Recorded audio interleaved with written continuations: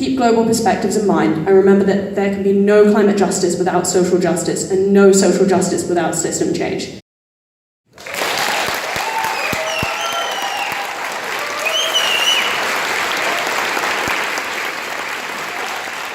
An attitude where things affecting nature and green spaces are seen as completely disconnected from issues like poverty, equity, and accessibility. This leads to a situation where something like a field will be prioritized over a low-income community because the people advocating are disproportionately from privileged higher-income areas.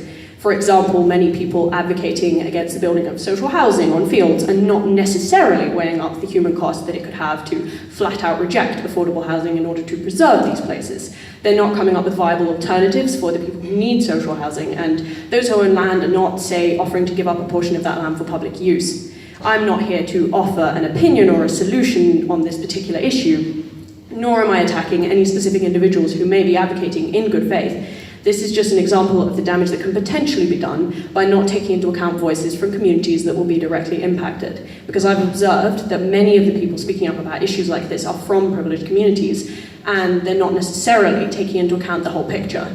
In this respect, the climate movement in Frome could be seen as a microcosm of much of the climate movement in privileged countries, where the discussions that get the most media attention are more likely to see the climate crisis as an isolated issue, rather than something that is connected to many other issues facing people today. Climate change is often framed as an issue that began fairly recently, or as an issue that isn't yet impacting us. But for many people, it's impacting them right now, and it has been for a long time. Whilst many people in the UK perceive climate change as an issue that began over the last century or so, the roots of this crisis have been felt by many communities for much longer. Nia, an indigenous climate activist based in Argentina, writes in their essay for my book that our house has been on fire for over 500 years since the beginning of the genocide that was and is colonialism in our lands. But in the mainstream media and conversations, even when it's acknowledged that the effects of the climate crisis are already being felt, their history and roots are too often denied.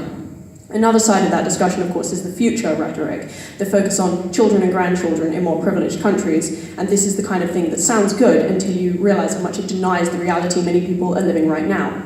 This reality was articulated by Kawsara Sani, an activist from Togo, who states in her essay for my book that in Africa we no longer hope to fight for our future, we fight for our present and to survive.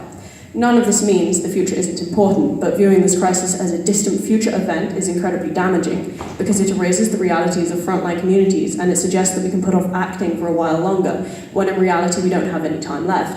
It's very inconvenient for the world leaders who like to set vague future targets for when things will be achieved, but worrying about it as a vague future idea is a luxury that people on the front lines of the crisis don't have. Even in places where the effects are being felt less, the crisis is beginning to make its presence known, and when that happens, it's marginalised low-income communities that are hit hardest. For example, Ayesha, a Pakistani-American activist who contributed to my book, has lived for years with the fallout of the catastrophic effects that Hurricane Sandy had on her community in Coney Island. She states that there are many reasons why water pipes are still being installed and streets are undergoing construction, but it's mainly because my community is low-income, black, brown, and immigrant.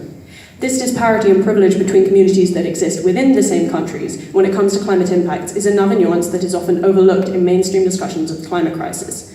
And a huge reason for all of this is that many of these discussions just don't fit the narrative. To admit that there is a much wider conversation to be had, to admit that the effects have already been felt in many countries for decades, to admit that this is largely the fault of privileged governments and corporations in countries like ours, would mean admitting to the abuses that have been acted across centuries by the people in power in countries like the UK. It would mean recognising the inherent violence that forms the basis of current power structures, violence that is enforced and upheld through systems like the police and the army. Admitting that this is about more than just temperature or saving polar bears would mean admitting that we need a revolution, a global systemic change that has to dig deep into the foundation of our society. And that's the kind of truth that the people who benefit most from our current society, the politicians, the CEOs, the aristocracy, are going to try to suppress because it's convenient for them for power structures to stay as they are.